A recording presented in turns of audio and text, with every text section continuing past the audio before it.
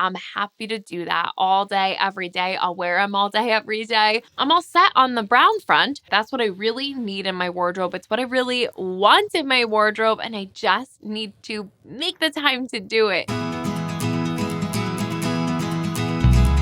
I'm Nora, and this is also known as Nora Knits.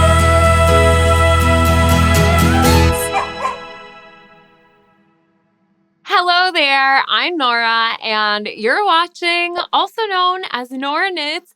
Thank you so much for joining me for another episode today. I'm really excited to finally be sitting down and discussing what are my 2025 knitting plans. And I know it's a little bit late to be doing this. If you've been here before, you know that I love to overthink a thing or two. And I've just been extremely intentional in what I am planning to knit this year. And I have a combination of some specific things or styles, as well as just kind of a general theme of where I'd like to take my knitting this year. So I will start by just doing a little bit of a review of the roadmap that I had set up for myself last year in my knitting plans. And then I will go into kind of the things that I am taking from last year, learning from then, as well as all the things that I've kind of learned by making videos like my most worn knits and least worn knits and everything I knit this year. I just think all of that has really helped me navigate figuring out what it is that I need more of, I need less of, I want to try, and just all the ways that I can make this a really great year of knitting for myself and for you guys for the channel. So before I really get into it, if you are new here, like I said, I'm Nora. I'm coming to you from a small farm in Connecticut, and this is my third year of knitting. I make by the philosophy that the imperfections are what makes something so perfectly handmade. So if that sounds like something that you can get on board with, I definitely would love to have you hang out with us here more often. I post a weekly video every Saturday morning at 9:30 a.m. Eastern Time. And also, before I get into things, I'll just tell you a quick flash of what I'm wearing. It is the Farnham tee by the Knit Pearl Girl, and I knit mine out of Lion Brand True Blue in the colorway Khaki, held together with Universal Yarns Universe and the colorway Bronze. That's a little bit of the sparkly bit in there, and I just modified mine so that it has an I-core detail, but I will leave a link to the Ravelry page down below. Okay, with all of that out of the way, let's go ahead and dive on in. So I decided last year that I would try to just set up this loose roadmap because I can be someone who tends to feel like I've failed if I don't achieve a certain goal that I've set out to do. So the idea with the roadmap was just to sort of have like some guidelines that I wanted to, little checkpoints I wanted to hit along the way, but also if I veered off the path, it wasn't something I allowed myself to be too upset about. So I have it in front of me here. So let's take a peek at the things that I did get done and maybe those that I didn't. The first stop on the map was supposed to be the Colorwork Mountains, and I did knit my first Colorwork sweater last year. That was the Azucena pullover by Claudia Quintanilla.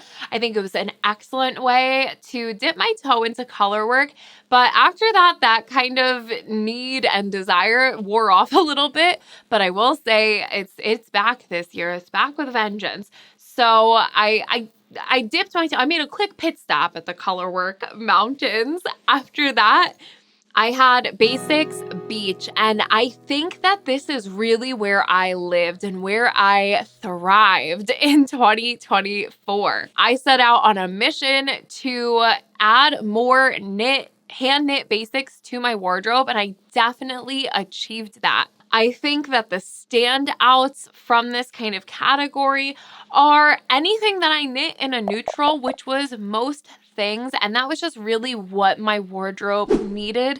I definitely think that the Sailor Swift tank top I had made, it was a fantastic basic. I'm happy to have that one, as well as the more just kind of simple silhouettes like the stripe hype sweater and the Artemisia sweater. Those really filled a void I had in my wardrobe. And I think that I'm feeling pretty well stocked in the basics category. So it sounds like Basics Beach was a good stop. I maybe had a whole vacation there last year because we definitely got our basics needs met. Next up here, I have No Repeats River. And this is something that I set out to do. I didn't know how difficult or easy it would be. But basically, the idea was that I would try and get through the whole year without repeating a garment. And it was extremely successful. I did allow myself to repeat any accessories that I had. And even in that, I didn't do that a lot. I still think that this is something that I would like to continue in a way, just for keeping things fun on the needles, but I also think that this is where there's a little bit of a difference between having knitting strictly as a hobby and then having the knitting plus podcasting hobbies together. I think that trying not to repeat things too often for me keeps things really fresh around here. And so I would definitely say that we're still on No Repeats River, moving along lazily as the rest of this year goes. Now, when it comes to One WIP Wilderness, indeed, the wilderness is still rather wild because we didn't see much of her this year. I think I learned a lot about what that really means to me as the year went on. And so I'm glad that it was a stop on the map as far as just something to be aware of and mindful of. And I think that I will continue what wound up becoming my philosophy of sort of trying my best to stay as close to having one mindful knit, one mindless knit on the needles at the same time. That's kind of the best marriage. But I definitely see myself always kind of gravitating more towards those mindful projects. So it's something I would like to kind of harness a little bit more, but I'm also okay with venturing outside of this wilderness as need be. And the final stop on this map was Going Rogue Rapids. And I don't think I fully achieved what I wanted to in this category, though I am really proud of the one truly kind of rogue project that I went with last year, and that was my crochet project, the Messy Dressy. I had a lot of fun kind of in that category, and then outside of that full project, the only other ways that this kind of like manifested itself into anything was feeling empowered and emboldened to make the modifications that I wanted to make throughout the year. So in those ways, I'm really happy about it, but I definitely did see myself kind of taking that up a notch, and I don't think it totally made it there. I mean, overall, I'm really proud of what I accomplished last year, and I think that it goes to show that I set myself up for success as far as trying to achieve those goals. And now we can move into the things that I've kind of learned over the last year and all of the little aspects of knitting that I want to include in this year's knitting plans. And I think that we should start with just kind of the overall theme that I'm giving myself for the year. And that's actually something that I'm going to consider this sort of year-long knit along. So this year, 2025, I'm calling 2025 from the vault. What this means to me is that I am doing my best to use what I have. And I know a lot of us have talked about this year and every year, don't we all, using what we have in stash. And that's extremely important to me. But more than that, it's also using the patterns that I have in my Ravelry library. I'm sure I'm not the only one who has grabbed a pattern when I've seen it come up and it's been sitting there kind of metaphorically collecting dust as I've then moved on to the newer kind of hotter ticket item. And this year, I really want to take a look at my Ravelry library because there's things in there that I wanted to knit so so desperately that I bought the pattern, or it was really generously gifted to me at one point and I'm itching to knit it. But it just kind of got left behind in the past year or two. So I would love to work from what I have as much as I can. For me personally, I'm not putting any strict parameters on this, just that I want to keep it at front of mind that 2025 is from the vault. So I'd like to prioritize knitting from stash. I'd like to prioritize using patterns that are already in my library, and that means not just the ones that I haven't gotten around to knitting yet, but also kind of branching off of that whole going rogue idea. I would like to push myself to use the skills that I've learned so far and the creativity that I have to use what I have. And for me personally, my creativity flourishes most when I do put parameters on it. When I do kind of put myself in a box, I'm able to laser focus a little bit more all of the many ideas that I can have.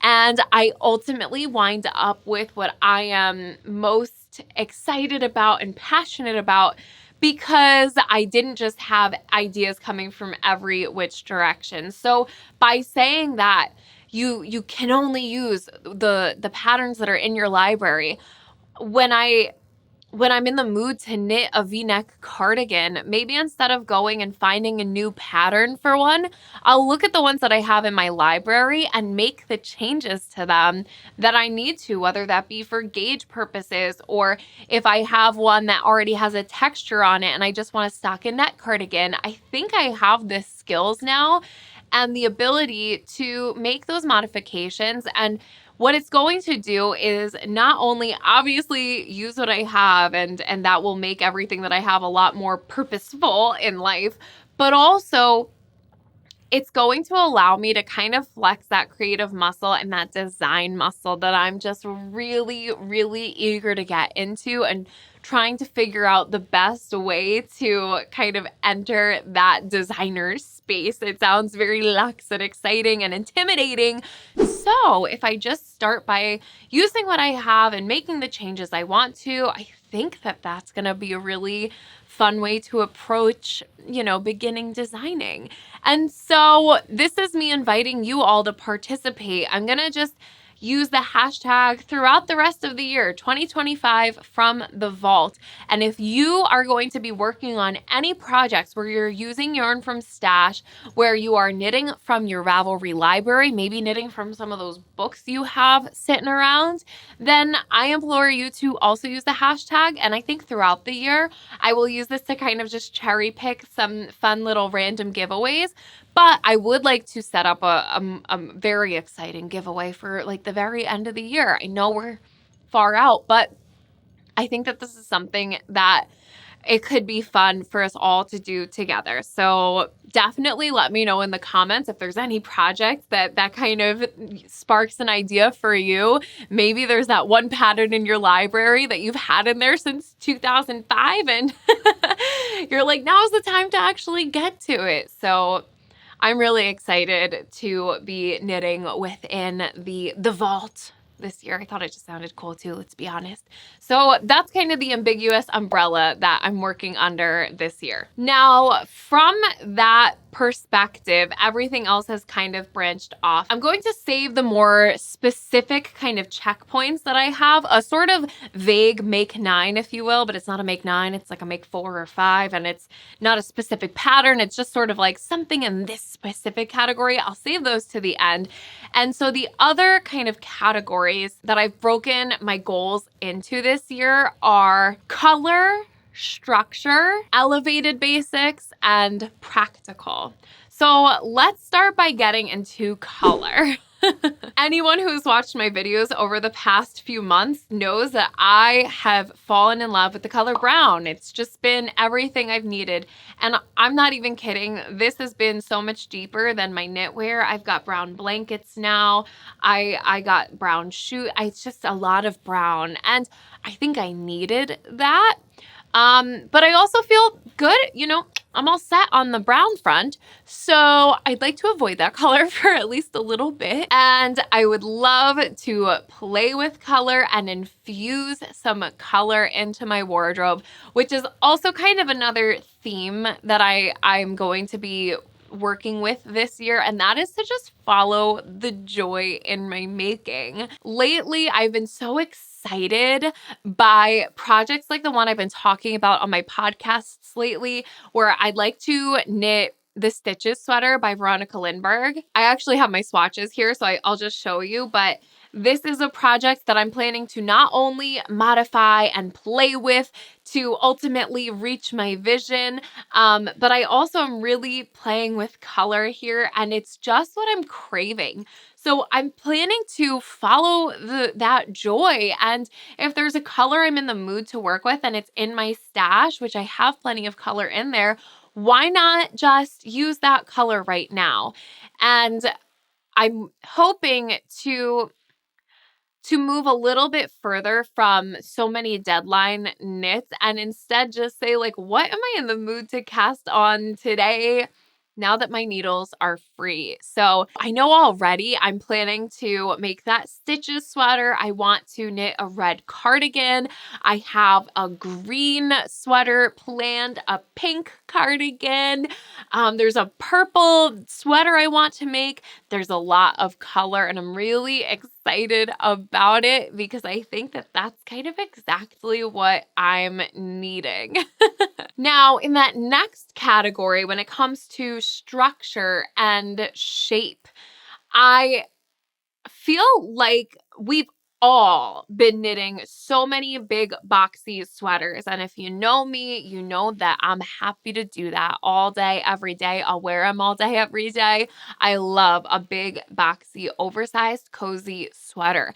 But I've noticed in the outside of knitting world, fashion world, there's a lot of really fun things happening with structure and silhouettes and just interesting shapes. And I think that this is probably most prominent in the whole barrel jeans trend that we've seen.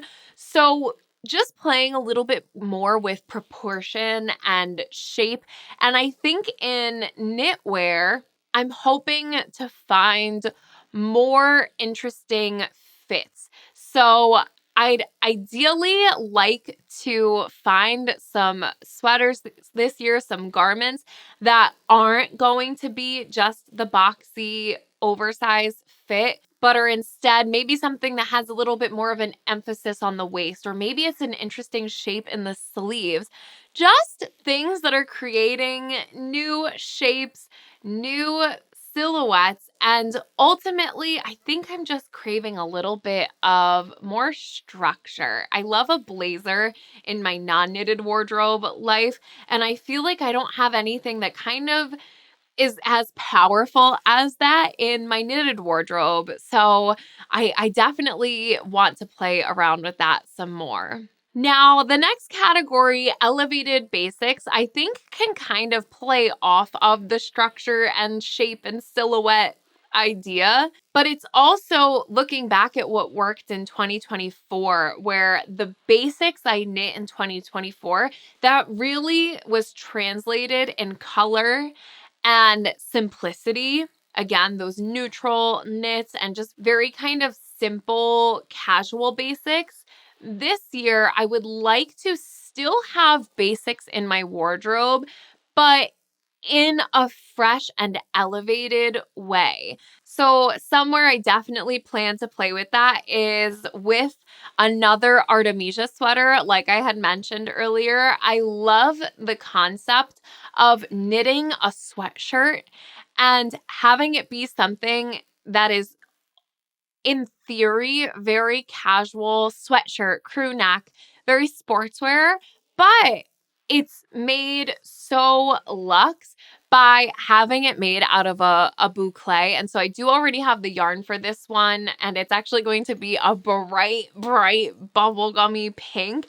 So I think that that's going to be a great elevated basic, something that I can throw on to wear to the grocery store and still feel really pulled together, but also really cozy and comfy. I think too, looking back at my wardrobe and what's been successful and what hasn't been, one of the most obvious things to me is my Corsavin cardigan is a basket weave textured cardigan. And I reach for that thing all the time, but I do feel like I could use a similar piece in a different color. I think that the overall texture, and I mean texture differently from cables, to me, those are two very different aesthetics kind of. I think that that texture element, it just has such a striking look and adds a lot of visual interest to an otherwise simple or basic outfit.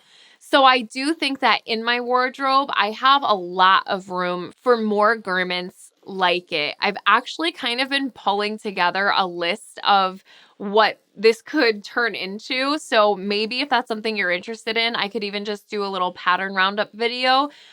Because I have been kind of trying to find Corsavin adjacent cardigans that are textured but don't involve cables. I love cables so much, but I think when I see cables, I think very traditional. I often can attribute cables to just being even more dressy or formal, whereas the texture of like the basket weave or even of boucle, it's adding a different kind of physical and sensory element to the garment without taking it to that traditional or formal place. It's just kind of breaking up the monotony of an otherwise kind of smooth outfit. The perfect example would be just like jeans and a cardigan, jeans, t-shirt, and a cardigan.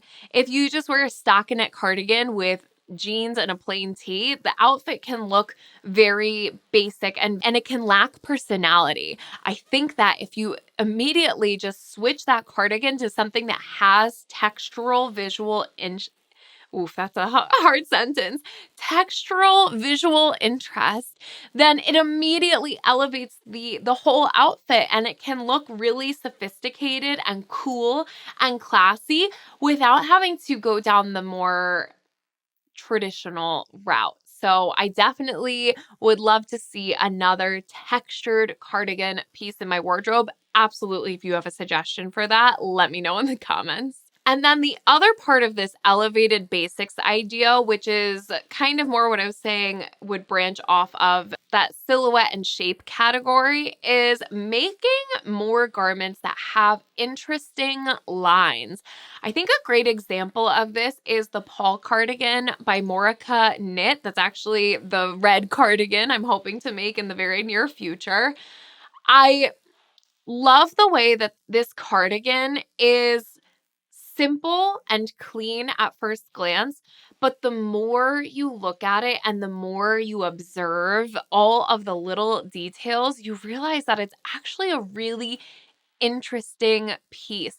And that's because of that curved detail at the back of the garment where the stitches are going one way and then coming off of it the other way. And those interesting lines for me are something that I I just can love and appreciate so much. And I think that that can be the difference between having a simple cardigan that's boring and then a simple cardigan that is it's so layered. There's a lot more to it than first glance.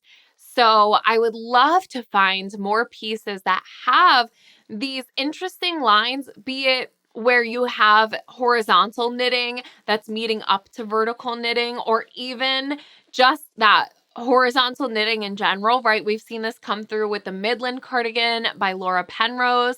I can't think of the name of it off the top of my head, but I know that Magdalena Parker of Knitonomy, she has at least a cabled vest coming out where the cables are running horizontally across the garment. And I just think that those little things and those little details can make for a really big impact in an otherwise very simple, basic garment. So I definitely think that that is where a lot of my projects will land this year, are going to be in this elevated basics category. still working on filling my wardrobe with hand knit basics, but just going for a little bit more of an elevated, a little bit more of a polished look, since I feel like I filled the more casual end of that spectrum last year. And now the last category here is actually going to kind of pull all of this together. So this is what I'm just calling practical. Having taken just a really deep dive look at all of my wardrobe, be it handmade as well as store-bought, I find that I have a lot of garments that go kind of one way, one extreme or another, as far as being really casual or really dressy. And that's where I think color, shape, and those interesting details can make the difference, so that in my everyday life, my wardrobe feels very intentional and a bit more style based. For me, this means creating more pieces that are going to enhance the wardrobe that I have. I don't know about you, but I can really tend to feel like I'm wearing the same things over and over again, and a lot of them don't feel special to me.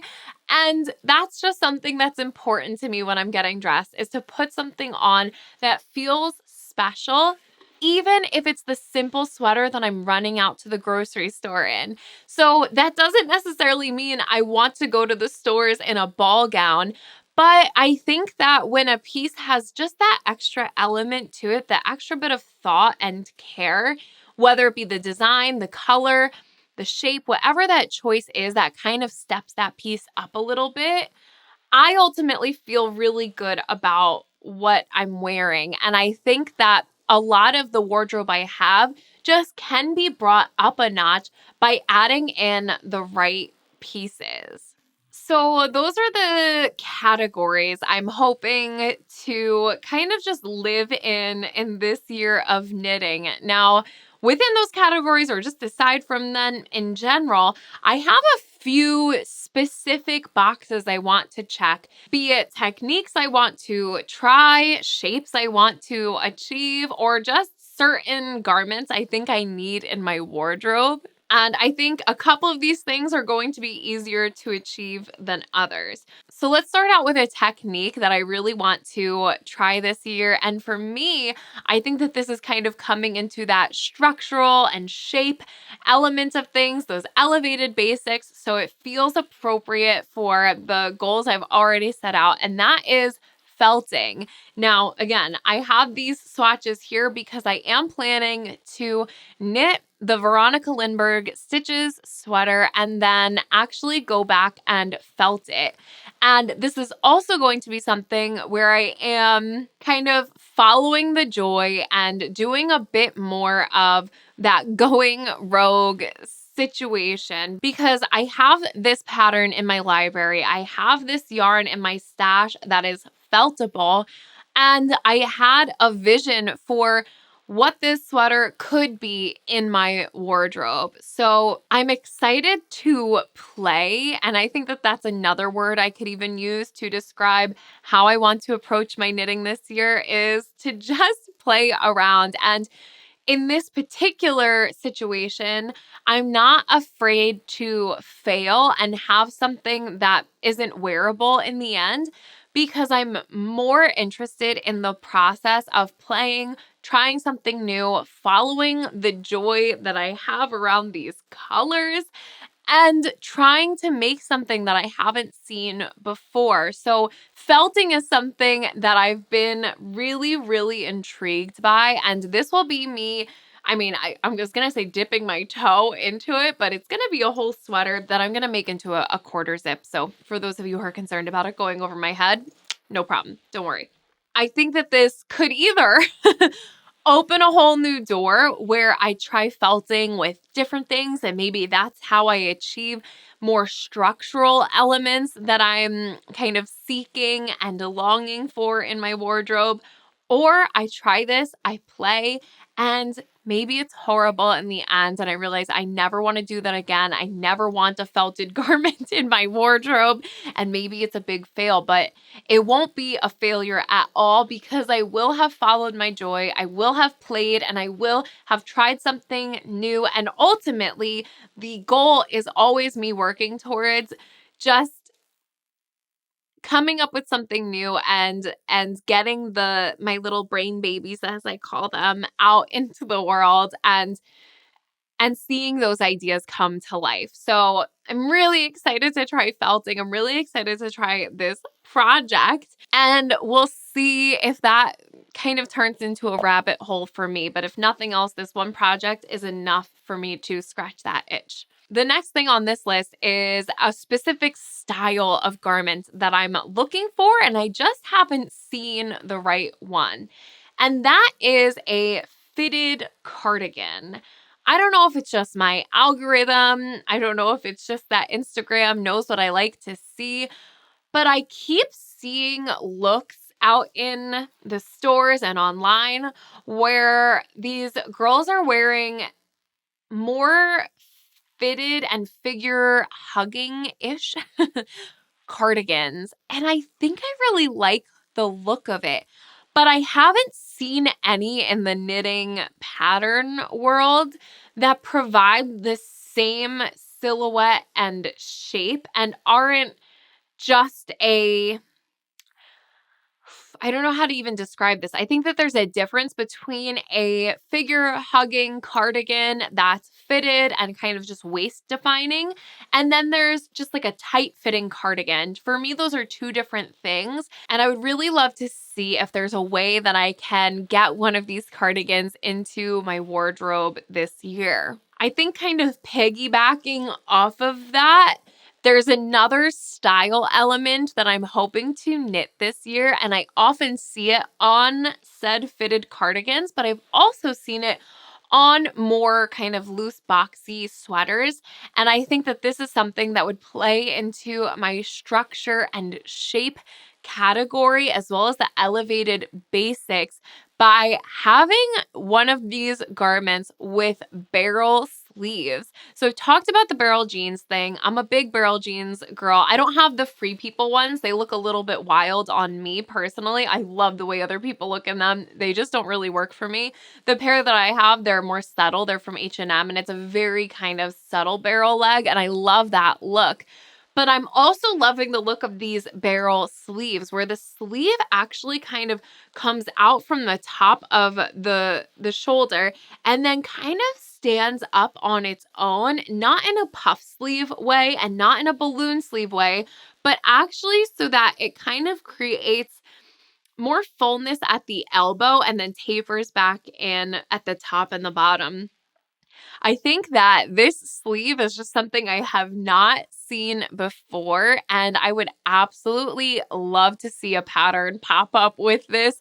And if not, this is where I'm going to have to go rogue and figure it out for myself. So I think that this could be really nice in a standalone, maybe keep it a little bit more simple to play it safe and have a little bit more of just a boxy kind of cropped sweater with that barrel sleeve, or to tack that onto the fitted sweater and have an overall kind of just interesting sculptural look to it. I also think that this is maybe somewhere, I don't know why, I have a hankering for a sweater with shoulder pads in it.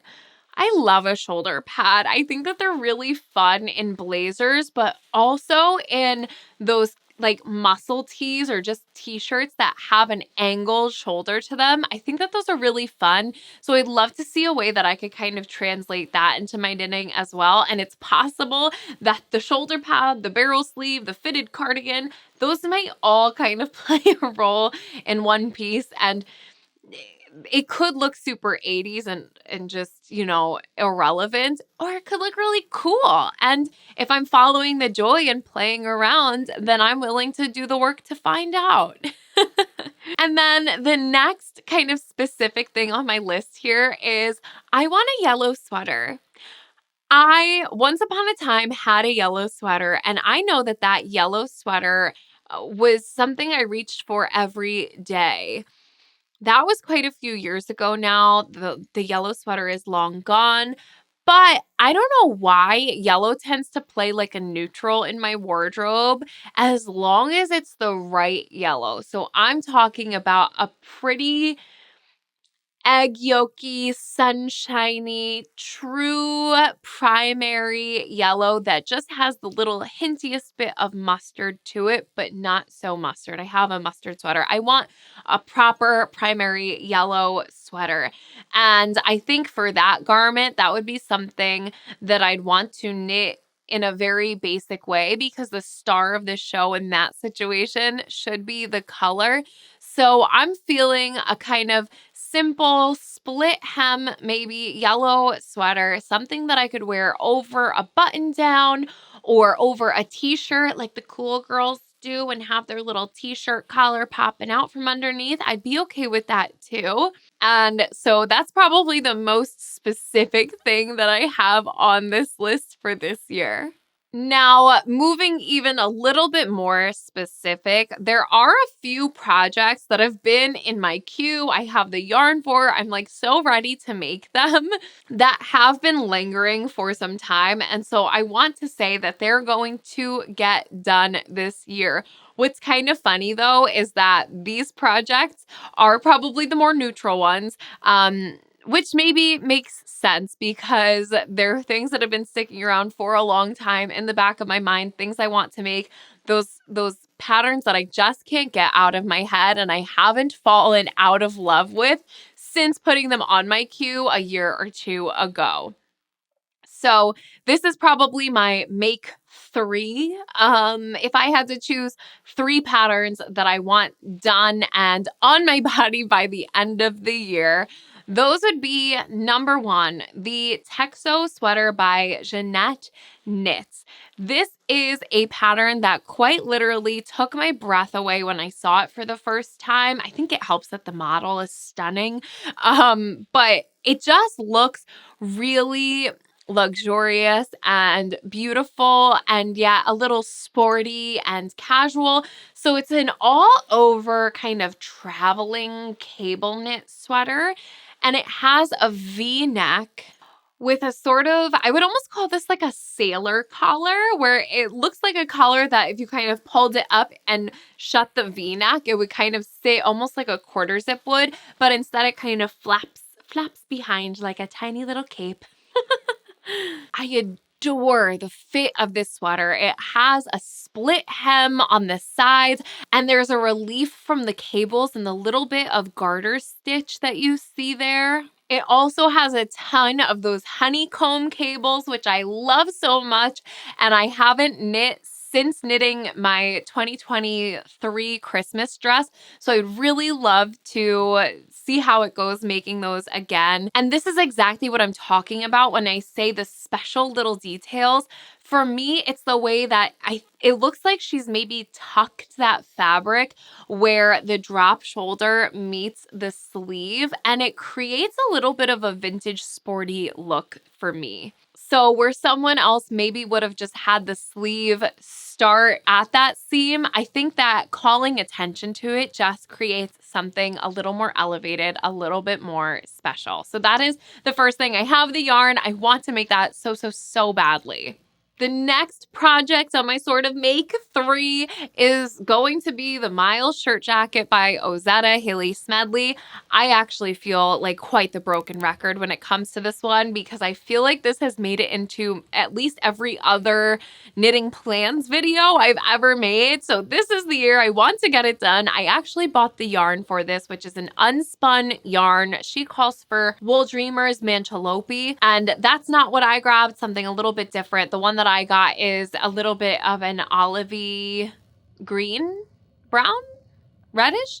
I think it's like a reddish brown. I can't remember. This is why we need to work through this stash. But I'm sure you've seen this piece before. It's just a really classic kind of shirt jacket, shacket as I would say. And I think that this really serves a purpose where I don't have anything in my knitted wardrobe that is casual and yet grab and go. It's not a cardigan. It's not a pullover sweater. This is truly that thing that I would kind of leave either in the car or by the door that I can take the dog out in. I can run out to the grocery store, and it has the pockets and the collar that make it so functional and practical. And yet something so special, because you're really not finding anything like this one in the stores. Then the last one here, this pattern I think was maybe the first I ever favorited on Ravelry, and that is the Chantilly cardigan by Laura Penrose. It's this really stunning blouse top. It has buttons up the front and an oversized frilly collar that I love so much. I have the yarn that I want to make this with. It's literally been in my queue since I first learned how to knit, and I just know I would get so much wear out of it because it would be that perfect throw on with jeans top that would really spice things up a little bit, and it would look so special. And yet I think it's a really lovely departure from strictly sweater knitting. It is a sweater, of course, but it just doesn't perform the same way. So I actually think that that's kind of interesting that these three things I have here, they're all not quite a sweater, and yet they are knitted tops. But I think that that just goes to show that that's what I really need in my wardrobe. It's what I really want in my wardrobe, and I just need to make the time to do it. If I had to come up with anything that I want to avoid this year, which I think is a good kind of wall to put up for myself, number one, at least for the first half of this year, I don't need anything more in this chocolate brown color that I love so much. I have more yarn to knit with it, but I think right now, while I get a lot of wear out of my chocolate brown knits, I'd like to just table that for a little bit so that I can enjoy playing with color a little bit more. So I'm going to put a wall up saying I would like to minimize my use of brown yarn.